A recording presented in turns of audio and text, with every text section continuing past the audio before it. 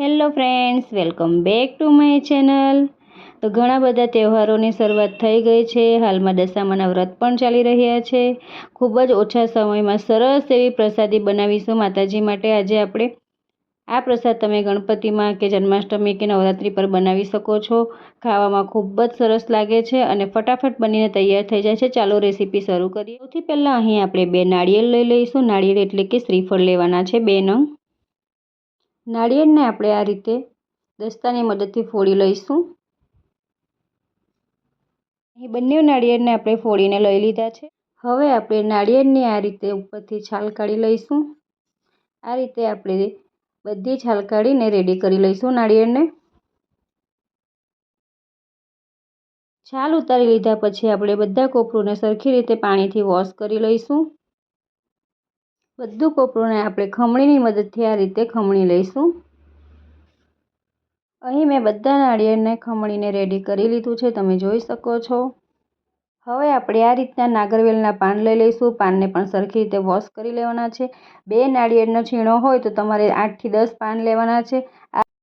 આ રીતે રોલ વાળીને આપણે એકદમ પતલી પતલી સ્લાઇસમાં કટિંગ કરી લઈશું। એકદમ ઝીણું ઝીણું કટિંગ કરીને આપણે કોપરૂની અંદર એડ કરીશું। હવે આપણે 500 ગ્રામ દાડમ લઈ લઈશું। દાડમને આપણે બધા દાણા કાઢી લઈશું। અહીં મેં બધા દાડમમાંથી દાણા કાઢીને સરખી રીતે સાફ કરીને લઈ લીધા છે।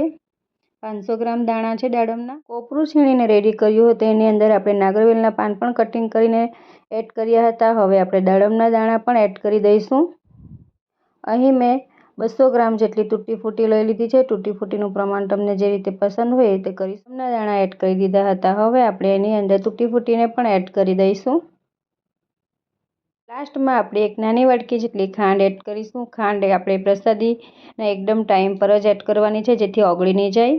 હવે આપણે બધું સરખી રીતે મિક્સ કરી લઈશું। કોપરું, ખાંડ, નાગરવેલના પાન, તૂટી ફૂટી અને દાડમના દાણા, આટલી વસ્તુ આપણે એડ કરી છે। આ બધી વસ્તુને સરખી રીતે મિક્સ કરી લઈશું અને પ્રસાદીમાં ધરાવીશું। તમે પણ આ રીતે એકવાર જરૂરથી બનાવીને ટ્રાય કરજો।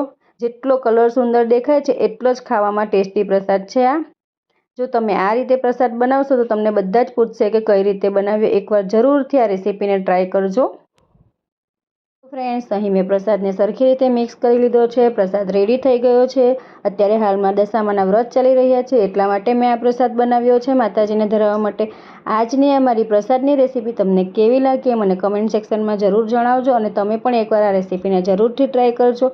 તો ફ્રેન્ડ્સ, ફરી મળીશું એક નવા વિડીયો સાથે। ત્યાં સુધી bye. Thank you for watching. Please like, share and subscribe.